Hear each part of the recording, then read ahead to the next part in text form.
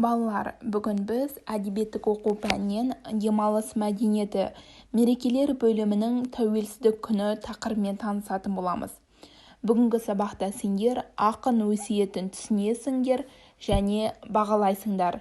Ең алдымен сабағымызды Шохан Уәлихановтың мына сөздерімен бастағым келеді.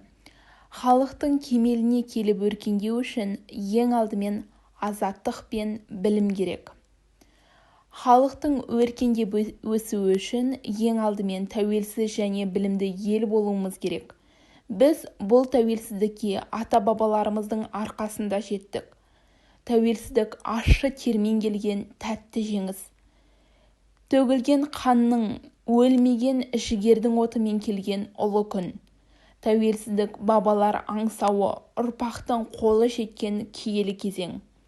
Тәуелсіздік таңбасы таста, қаны қара жердің тамырында жатқан құдіретті сөз. Қазіргі таңда тәуелсіз елімізде білімді ұрпақ болып өсіп келеміз. Енді келесі оқушылар Шәкәрім Құдайбердіұлының «Бостандық таңы» атты өлеңін бірге мұқият оқып шығайық.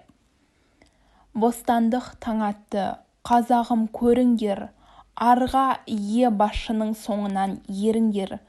Таң артынан ақиқат күн шығады, еріншек жалқаулық әдеттен безіңдер. Арамдық аразды түбімен жойыңдар, өтірік өсекті бір жола қойыңдар. Намыс жігер бойына жиып қайрат, қажымай адалдық жағында болыңдар. Бірлік пен талапты еңбекке салыңдар, өнерлі елдерден өнеге алыңдар деген екен. Ендеше балалар, Шәкәрім Құдайбердіұлы осы өлең арқылы бізге жақсылықтан үйреніп, жамандықтан жиреніп, ата-баба қанымен келген тәуелсіздікті сақтауға кеңес береді екен. Ендеше сендерге тапсырма. Мына сұрақтарға жауап жазамыз. Ақын тәуелсіз елдің балалары қандай болуы керек дейді? Неден аулақ болу керек? Осы өлеңде қандай жақсы әдеттер айтылған? Қандай жаман қасиеттер айтылған?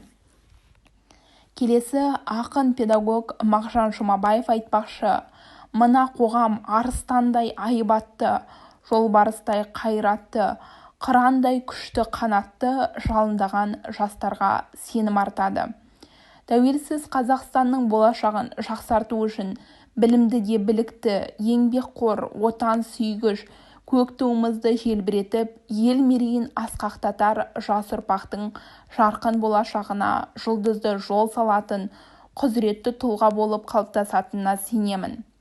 Экономикасы мен технологиясы дамыған, білімді, салиқалы ұрпақ және өнерлі болып өскен елді көремін. Тәуелсіздік мәңгілік болсын. Ендеше тәуелсіздік ол сіздердің қолдарыңызда.